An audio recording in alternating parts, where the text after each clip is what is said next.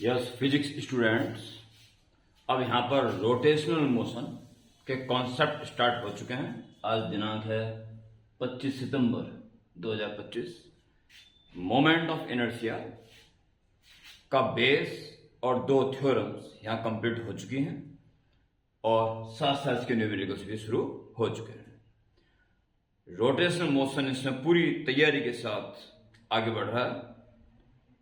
Offline तो खैर चल ही रहा, साथ में ऑनलाइन स्टूडेंट्स भी अपनी समस्या यहाँ पे साथ साथ पूछ रहे हैं और अन्य बच्चे जो यहाँ नहीं जुड़े हुए हैं ऑनलाइन ऑफलाइन, वे भी अपनी समस्याएं डिस्क्रिप्शन पे मेरे नंबर्स हैं, कॉन्टेक्ट नंबर, उनसे पूछ सकते हैं, सॉल्यूशन उनको भी मिलेगा। यह क्वेश्चन क्या है?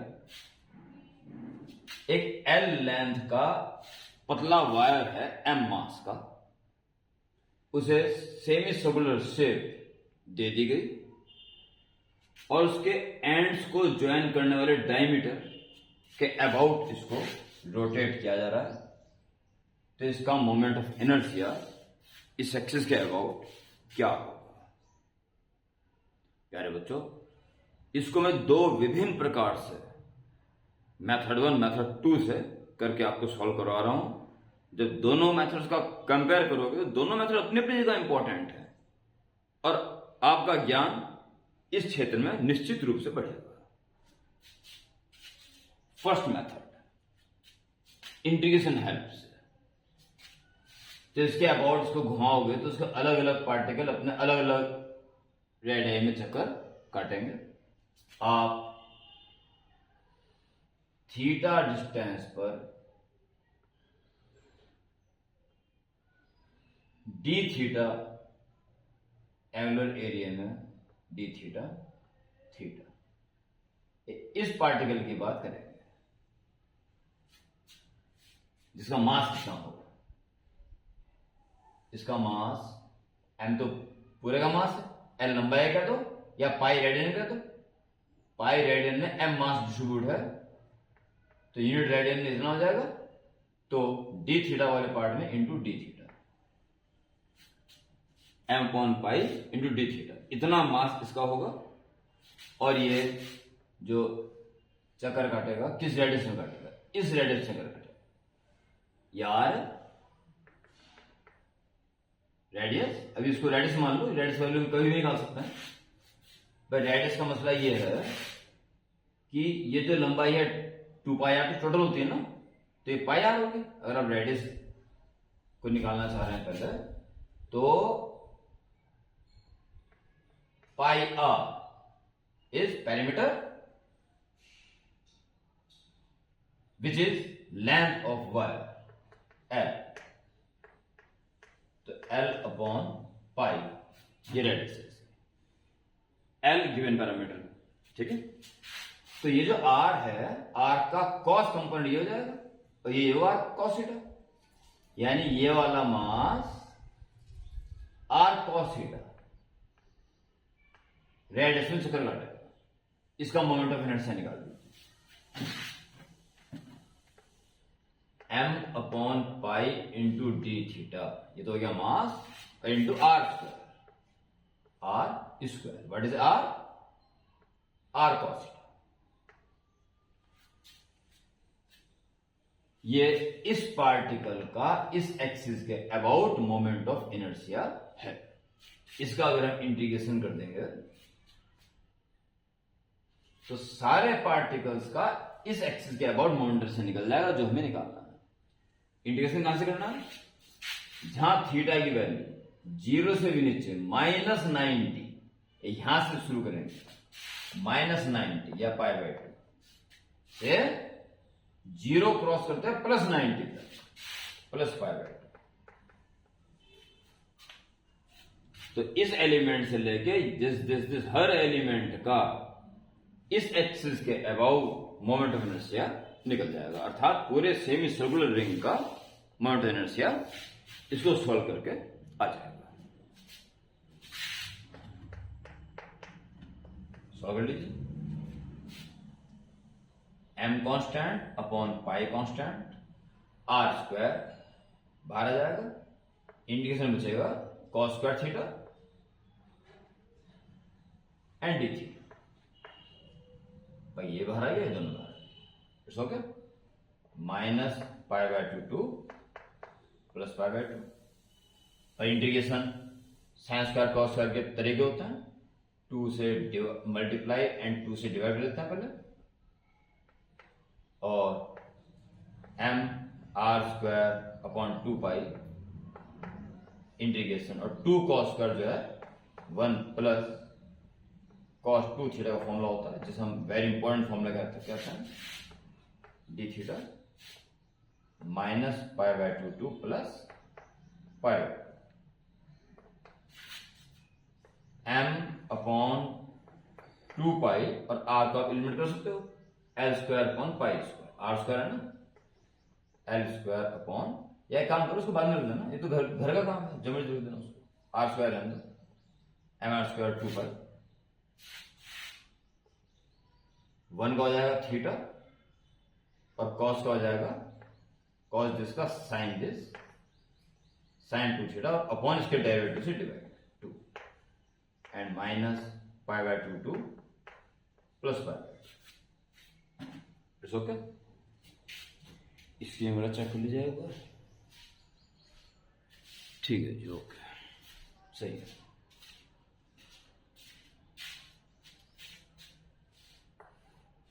तो आई इज कंटिन्यू।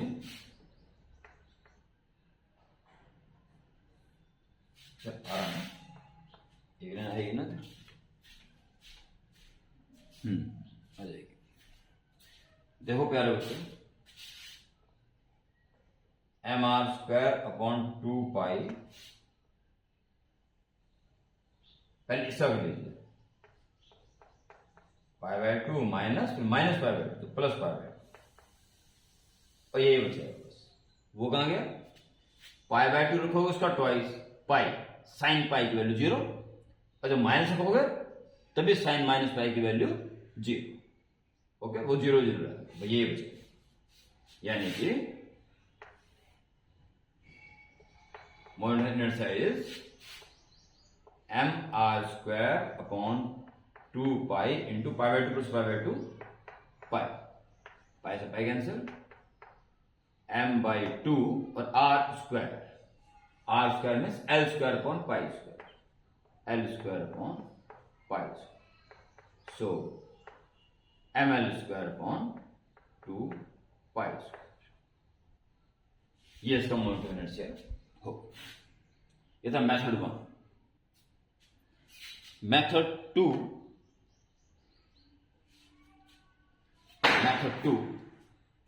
आप परपेंडिकुलर एक्सिस थ्योरम को यूज करके इसको अंजाम दे सकते हो, पर बेहद सावधानी के साथ चलना पड़ेगा।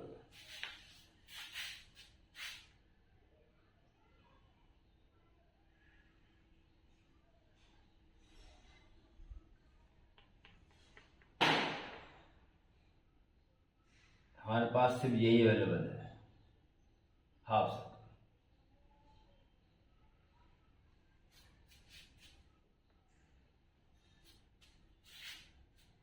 तो अगर इसका मास m है, जो कि दे रहा है वो m, लेंथ l दे रखी है, अगर रेडियस r है, तो ये मेथड नंबर 1, मेथड नंबर 2। तो वही r equal to pi by l, ठीक है।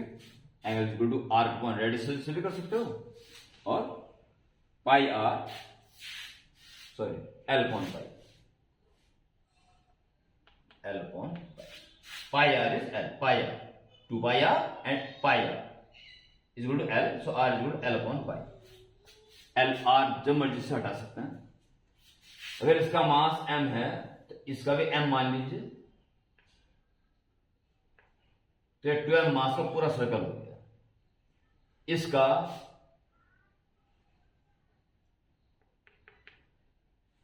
इसके about moment of inertia m r square होता है, परपेंडिकुलर एक्सिस थ्योरम से moment of inertia perpendicular axis is equal to moment of inertia sum of moment of inertia of two axes lying in length perpendicular, each one is perpendicular to another two. तो Z से S हुई, इसके about जो moment of inertia होता है M r square होता है। तो एम है इसका एम प्लस एम टू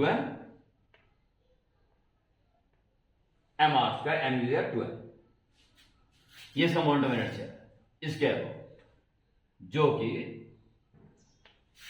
इसके अबाउट घुमाने पर और इसके अबाउट घुमाने पर मोमेंट ऑफ इनर्शिया डायमीटर के अबाउट घुमाने पर, तो ये भी डायमीटर है, ये भी डायमीटर है, इसके अबाउट घुमा लो या इसके अबाउट घुमा लो, ये जैसे है। तो 2id is equal to this, तो 2 कैंसिल, चलो 2id is equal to 2 mr square, this cancel. तो डायमीटर के अबाउट इस पूरे रिंग को घुमाने में इतना मोमेंट ऑफ इनर्शिया है, तो हमें तो आधे घुमाना है बस। फॉर सेमी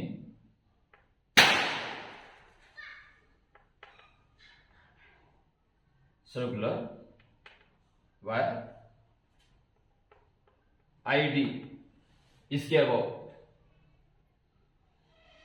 तो एम आर का तो पूरे रिंग का हुआ ना, जिसका आधा हो जाएगा जस्ट हाफ एम आर का। ये जो एम आर का मोमेंट ऑफ इनर्शिया हुआ, ये इसके अबाउट पूरे रिंग का होगा, जिसमें आधा से कंट्रीब्यूशन रहा होगा, 10 का रहा होगा, तो आधा कर दिया इसका, तो ये हमें निकालना था, आर को हटा दो, half m r square l square upon pi square, l square upon pi square, so ml square upon 2 pi square.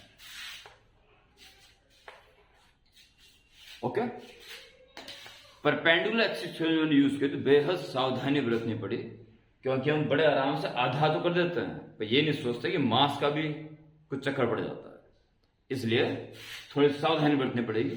जब आप इसके शार्प माइंड से 2-4 क्वेश्चन कर लोगे तो फिर सारी सच्चाई आपके सामने रहेगी, फिर आप कोई गलती नहीं करेंगे।